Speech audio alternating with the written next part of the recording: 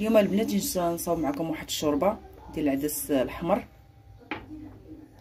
وعدس عادي، نص كاس ديال البلبوله رقيقه، كاس ديال الشوفان، معلقه كبيره ديال الحلبه، ومعلقه كبيره ديال الجلجلان والحبه السوداء والحب رشاد. هادشي راه مفيد للبرد وللصحه ديالنا. وغنحتاج مطيشه وبصله وقزبر ومعدنوس والعطريه توابل. يلا بقاو معايا. صافي نحكو هذيك الحبات المطيشه نحكوهم كاملين، نحكو البصله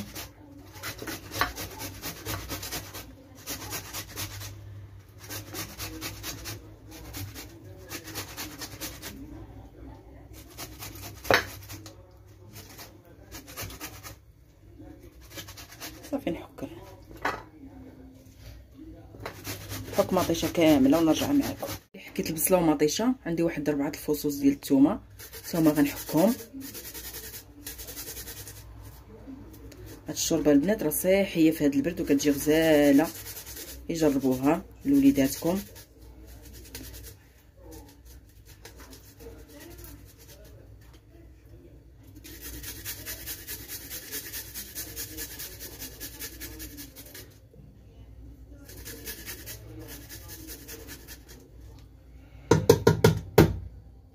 صافي نخوي داك القاطاني ونخوي كلشي، نغسلو، نخوي هاد العدس الاحمر،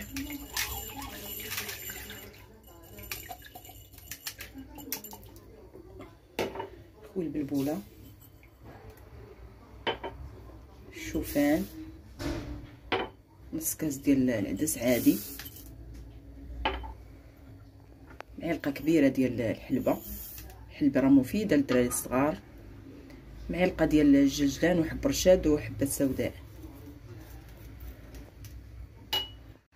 صافي نغسلو مزيان على هذا الشكل.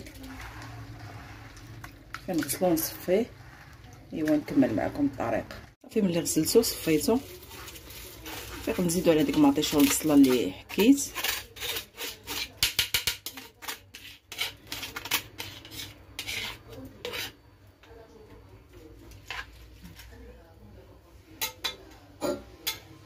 نزيد واحد المعلقه القزبر قطعتها،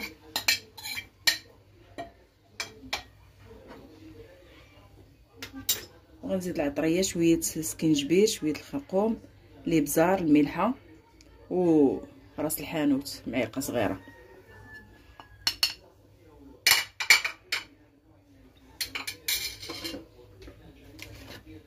وغنزيد واحد قياس معلقه كبيره ديال زيت الزيتون، زيت العود، كبيره ديال حك مطيشه. صافي وندير الماء،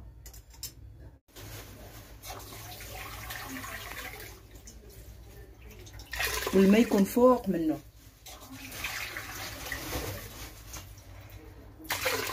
غتغطيوه بالماء مزيان،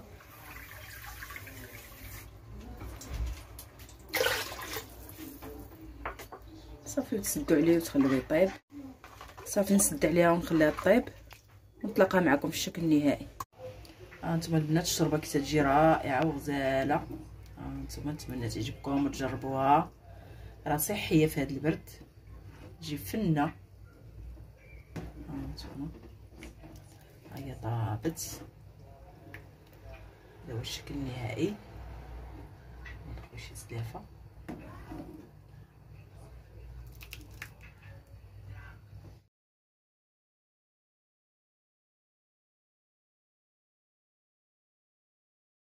نجي نشارك معكم واحد العصير ديال الحامض، كيجي رائع وغزال. ما حد الحامض موجود ورخيص. هانتوما شوفوا كي داير غزال كيشهي. جيت نشارك معكم هذا العصير، نتمنى يعجبكم من الاعجاب ديالكم. غنخبيه في الكونجيلاتور وتيبقى صافي ملي كيتجمد كتبقاي تقطعي غير طريف وكتبقاي ديريه. يلا نبداو على بركه الله. هاد القشور كامل غنحك، هاد القشره الصفراء كامله، ما نوصلش للبيضه. بسم الله. نحك غير الصفراء. راه غزال هاد الحامض، فن الموسم ديالو دابا موجود ورخيص. نستغلوا هاد الفرصه نديروا العصير. الحامض راه صحي. ما نوصلش للبيضه، القشره البيضه ما نوصلش لها، غير الصفراء نحكها كامل، الصفراء كامله بحال هذا الشكل. صافي ملي نحك هاد الكميه كامله، راه عندي 2 كيلو ونص. صافي ملي نحكها كامل هاد الكميه نرجع معكم. صافي ملي حكيت القشره الصفراء تيجي على هاد الشكل. صافي غنزيد فيه واحد 2 كيسان سنيده، كل كيلو تنديرو فيه كاس سنيده. انا عندي 2 كيلو ونص، هما 2 كيسان ونص.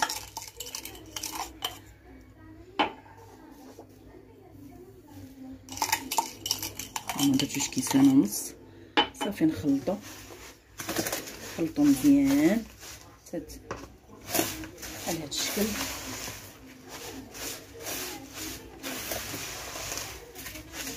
صافي نخليه في الثلاجه بحال هكا، نخليه في الثلاجه ونرجع معكم ملي تذوب سنيده، نرجع نكمل معكم. صافي ملي قشرت ليه القشره الصفراء غندوز نقي هاد الحامض بحال هاد الشكل، نحيد ليه هاد القشره ديالو.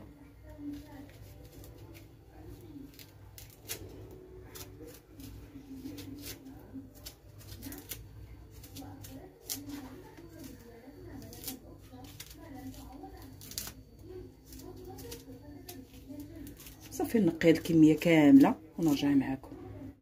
صافي ملي قطعته وحيدت منه العظومه ديالو الغرس، صافي قطعته على هذا الشكل. صافي غنديرو نطحنو، انا نطحنو ونرجع معكم. صافي من طحنت العصير غنصفيه.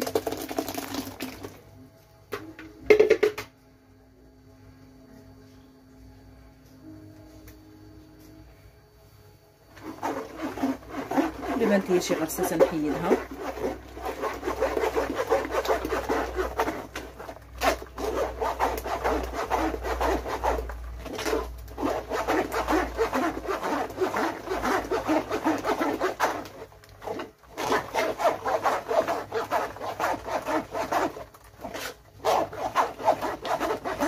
كامل الشكل هانتوما صفيتو، شوفوا تيجي غزال روعه. صافي وهذا ملي تعسل بحال هذا الشكل. صافي تا هو غنزيدو نخلطو معاه.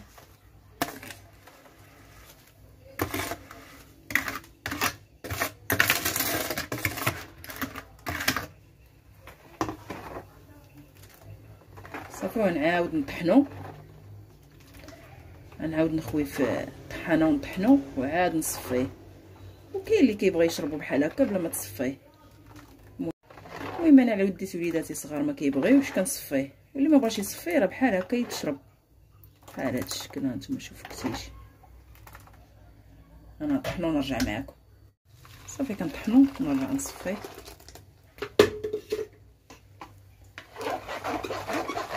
صافي ملي كطحنيه راه ما كيبقاش بزاف. وهذا الشيء اللي صفيتو هو غنستعملو في كيكه، ما غنرميش.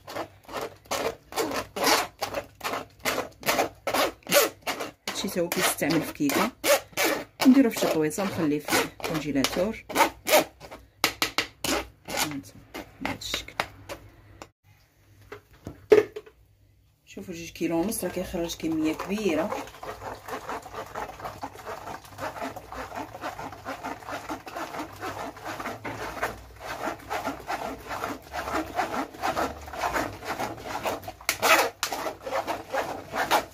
صافي وهاد القشور نخليهم نحتفظ بهم.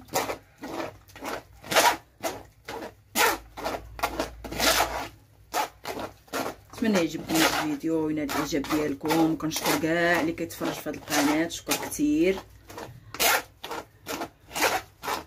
اللي ما مشتركش يشترك فضلا وليس امرا.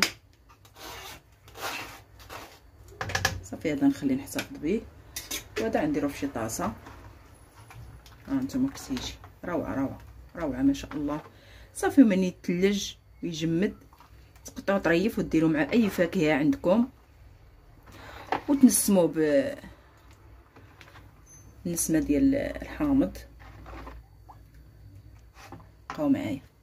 صافي نخوي في شي سوبيره على هذا الشكل ونخليه حتى يتلج. تحتاج مع البنان، مع التفاح، مع الليمون، مع المونغ، مع مع اي حاجه. ها انتما البنات صافي نديرو في الكونجيلاتور ونخليه. فين ما نبغي ندير شي عصير نقطع شي طريف نديرو مع البنان مع التفاح مع اي حاجه. يلا البنات الى فيديو قادم ان شاء الله.